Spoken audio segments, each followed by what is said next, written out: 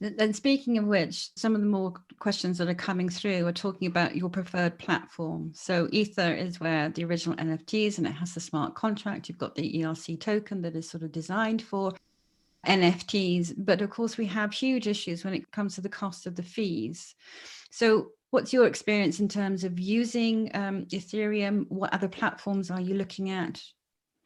Yeah, so Ethereum is the best one so far because most people are there, right? It has gotten quite complicated now. In a lot of platforms, you have to use wrapped ETH and not really ETH, and the fees have gotten crazy. So I started minting on Rarible because I really like their smart contracts at one point, even though they're always changing.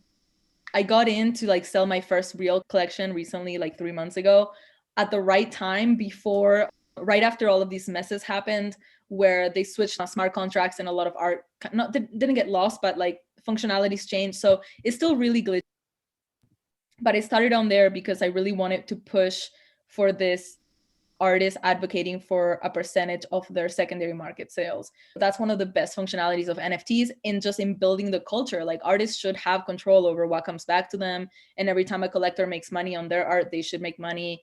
And the collectors and an artist should rise together. You know, it shouldn't be people like exploiting the artist, right? It should be people helping the artist build time and space so they can create their masterpieces and better art, and we can all evolve together, right? It's like a win-win. So when the prices got really crazy and everything started getting glitchy, like maybe 2 months ago, I started switching to OpenSea.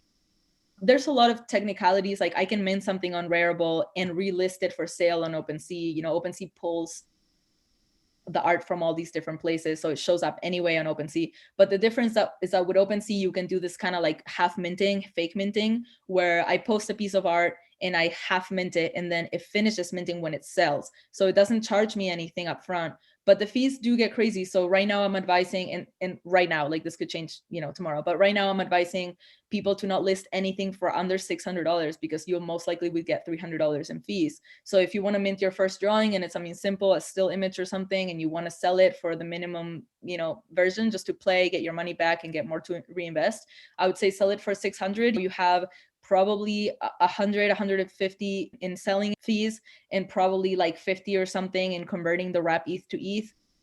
And these things change. Sometimes at 2 in the morning, it's $15 to mint something, but most of the time now it's like between 50 and 100. And it really depends. Like Foundation, for example, charges you up to like $600 to mint something. And then there's other things to keep in mind. For example, do they give you the option to have a reserve price, a minimum price?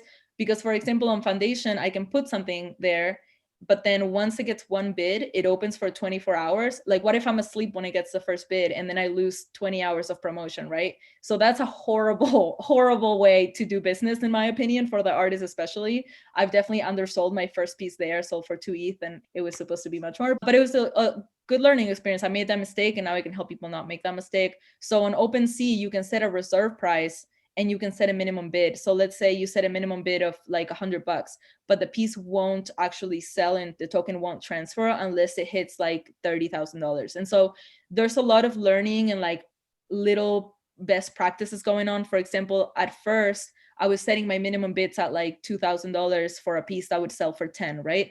But then I realized that collectors want to have a chance to bid and play. And also other people that might not eventually buy the artwork want to be able to bid and play as well. And there's a fine line with integrity there, right? Like not collecting fake bids just to hype your piece, but also allowing people in the community to play with it and maybe go purchase another piece and also show their support. Because at the end of the day, this whole auction and like who wins and all that, it also has an element that has been true from the beginning of culture of, you know, like flaunting and saying like, I was a part of this, like I helped this artist create this, or I bought this piece. And that's part of the fun part of the art world that I don't want to miss out on. You know, it's like we get to support each other and show support however we can. There's so many details on this. Like on this course, I swear I've never had so much trouble creating a course before, because as I'm helping somebody mint and Zoom record it live, 10 new issues come up that like weren't there the week before, and I'm just trying to edit it and make sure it makes sense. But it's just so crazy. So yeah, I hope that makes sense. I'm happy to go over anything that doesn't.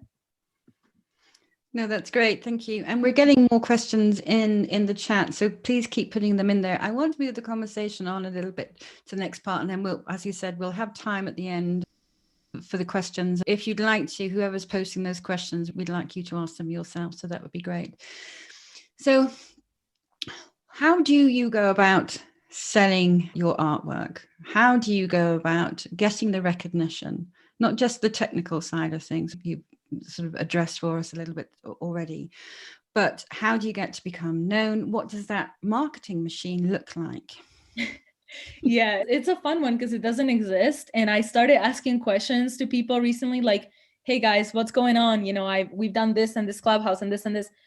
Why can't I get a straight answer from anyone about how to market this? And then somebody said to me, Nanu, nobody knows how to do it, you know? And so it like really hit me because to me, I'm like, oh, I've been doing this for 6 years. I know it's like A plus B plus C, and then you do this and this, but it keeps shifting. So right now, the best advice I can give is, it sounds cheesy, but like be your genuine self, because that really, really shines through. And this is a community particularly that is decentralizing and disrupting the fakeness of the art world and the fakeness of Instagram. We're all over this like cookie cutter perfect persona. And so the more raw you are and the more real you are, and of course you got to be business savvy with that as well, but the more raw you are, people will respond to that, you know? So posting on Twitter and on Instagram as you learn, like, hey guys, I just minted my first piece. I have no fucking idea what's going to happen with this. Or like, hey, I just made a mistake and lost $300 and ask for help. That's one. The other one is play with your audiences and your media presence and see what is most useful to you, what's more natural to you, and what brings in more numbers. So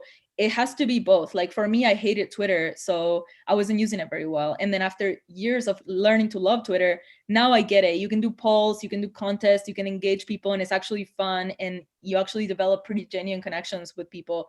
On Instagram, like I started on Instagram and it's more visual, so it's more fun for me, but it feels like screaming into an empty void of nothingness. Like I don't even think my content is being shown to people that don't follow me. I think you have to go find me because I was shadow banned for posting about crypto in 2016, 2017, whenever.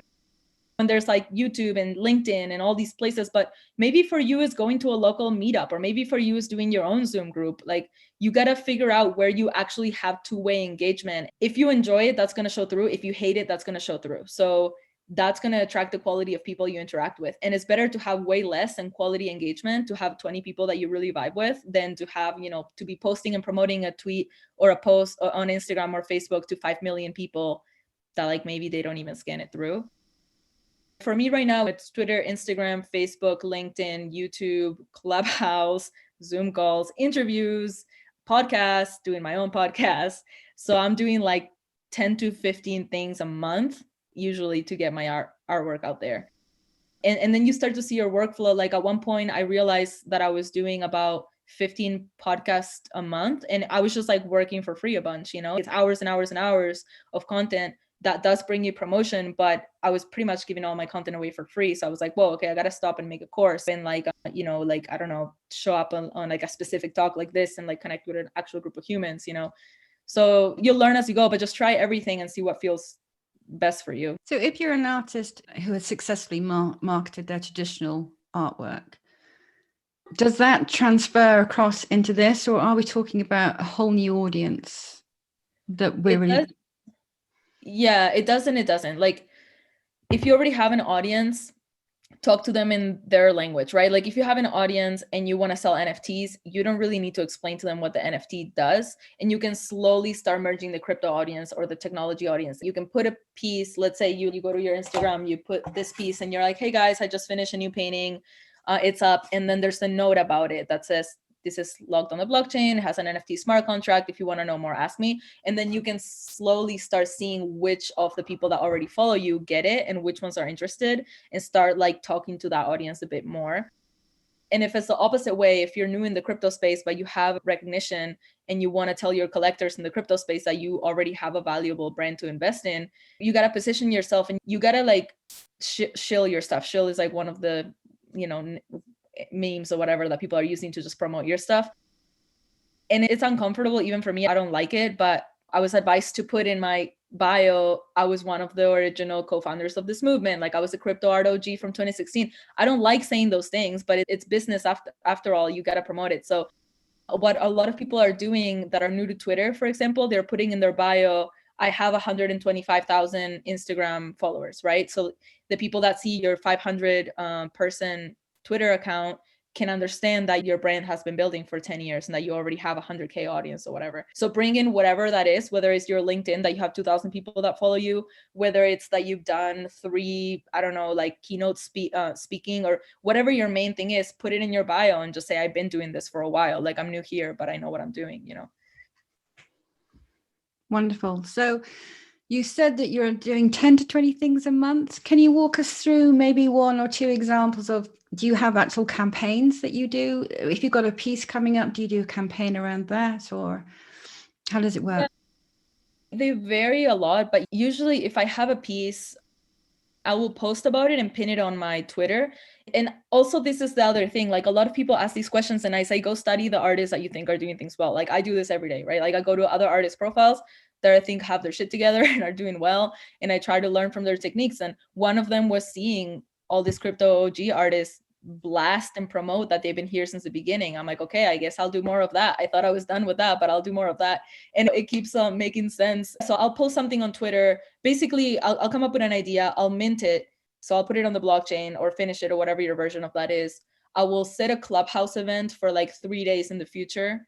And once I have the link to my artwork, the link to my Clubhouse, and I know when everything is happening, then I promote it and pin it on my Twitter. And you got to choose which links are you going to feature. Is it going to be the Clubhouse link, or is it going to be the main piece? I've been trying a lot of these different things. What seems to work best for me right now is I will pin a message that says new collection dropping or dropped, you know, whatever, and it'll have the link to the piece to purchase the piece.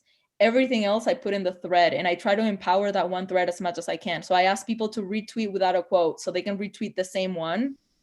I ask people to, you know, comment and like and run campaigns through there, run promos, like tag 2 people, retweet, follow, like, and you'll win an NFT. And we've been doing a lot of those campaigns. Those are fun for everyone, it seems. So as the days go, this is what's hard about it. You know, I'm doing an event 3 days in the future, and I post something that now has 100 retweets or whatever. And then now I want to post the Clubhouse link because that's what's happening today, right? Like, it's been 3 days. Now today's a Clubhouse party. So what I've been doing is posting a tweet with the invite to Clubhouse in the original thread, and then also the same exact tweet just copy pasted as a new tweet. So it's just crazy math, like crazy weirdness to try to keep everything in one thread. But that has been helping a lot, and just give people an easy way to find everything that you're doing. Like, use Linktree. You know, I have Linktree in all my bios. Anything that I post, I'm like, go to my Linktree and find it. There's 6 links. You know, it was not going to take you that long, right? But yeah, it's like an ongoing, constant learning technique, and things are changing all the time. Use the hashtags, like the shit that I wasn't doing when I was on Twitter at the beginning, because I didn't care for Twitter. I wasn't using the right hashtags. I wasn't doing contests. I was just like, I'm here because I have to be and I hate it. And that's not going to get you anywhere. So if you do go to Twitter, just learn to love it and know that you're going to make real friends there, or just focus on, you know, the other ones that are fun for you. It's not all about followers and exposure. I say also, like, be open to living miracle to miracle, because crazy stuff happens. Like City connecting us. I love her. I met her years ago. We've stayed in touch. You're amazing. I didn't even know this whole group existed. And that's not necessarily from my followers. It's just like an awesome, genuine human connection I made years ago. That's wonderful. Thank you, City, for making the connection.